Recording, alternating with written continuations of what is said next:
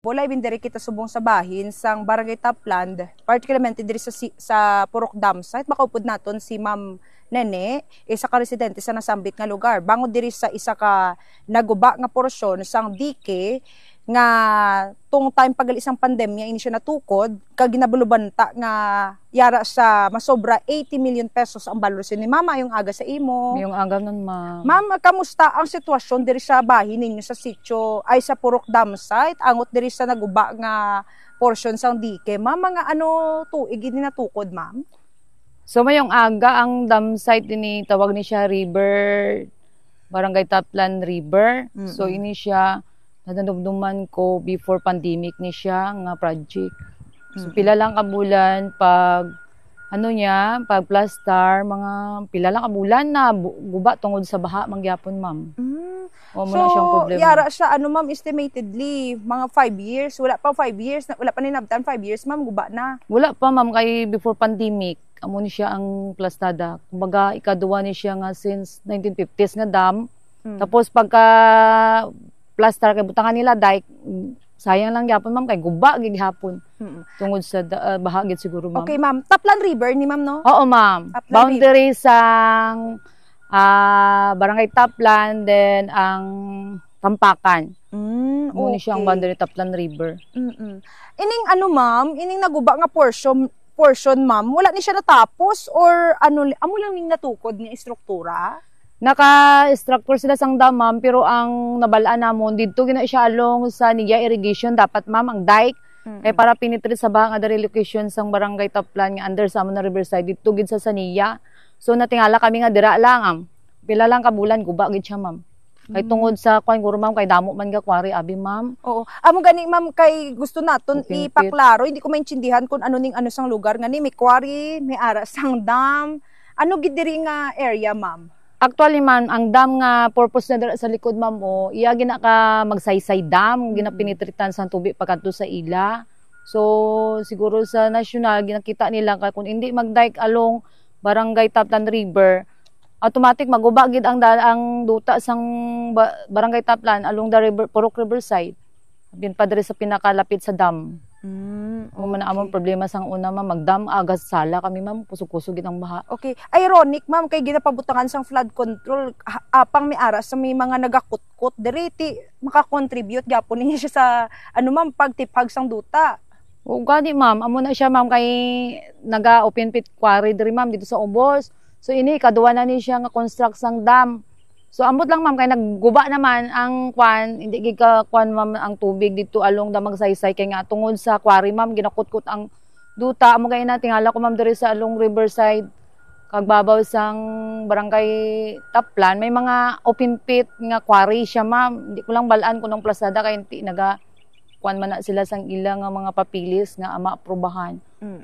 Ano na ipabalugi na sa natungdan kung ano gi dapat kay actually dapat hindi dapat mag-open pit kay labi na gid sa tapad sang dam, Ma'am.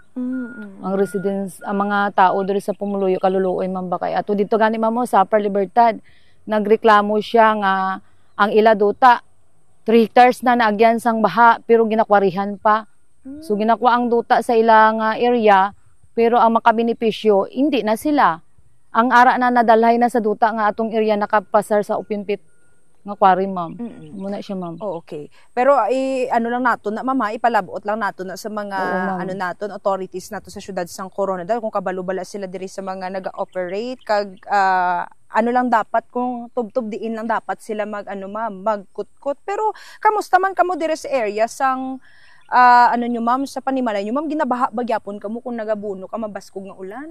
Actually, dito sa Upper Libertad, itong mga portion sa mga kanal dito, Ma'am, magbara, mabahagit siya. Ilabi na gid sa ay si Chocogunal, Ma'am. Magtubi alang dito sa taas, Ma'am, ang sapa, ang dalan dira ginaagyan na gid sang tubi nga pinakadako. Dapat amo na siya yung priority sang ang ano na sang government kay nga baha gid, Ma'am. Actually sa amon diri tungod sa may quarry, so makutkot ang balas.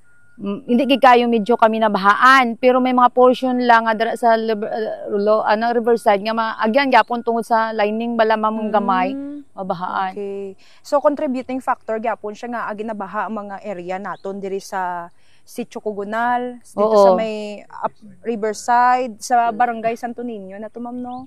Riverside. Hindi, Ay, sa Taplan gid. Taplan gyapon, Lower Upper Libertad. Ang Mm-mm. problema dara ma'am kay ang mabahaan gid siya ang duta sang tag-iya ginakutkot na tungod sa baha.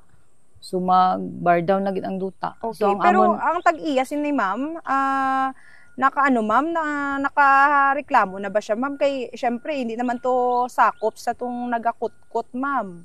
hindi ko lang balaan ma'am kay actually nagareklamo gid sila sa barangay. Ambot hindi ko balaan kung ano action sang barangay man kag sa tag-iya. Pero diri sa amon wala kami mahimo kay nga ang amon lang proteksyonan lang dapat may dike by side kay ang baha hindi na magkaguba balas ng duta diri naman kay actually Taplan River proteksyonan na sa para sa katawhan para hindi magbaha.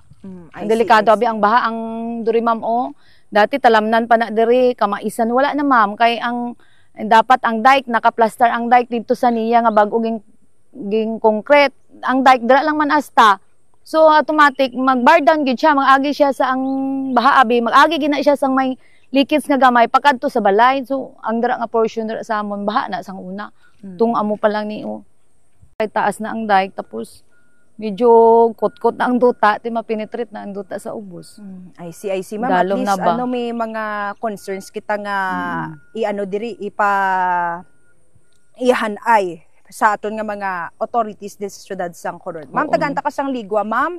Anong panawagan mo sa Barangay Council sang Taplan and also sa aton nga city government angot diri sa naguba nga portion sang dike diri sa boundary sang aton nga Tampakan, syudad sa Coron, particularly ining Taplan River, ma'am. Oo.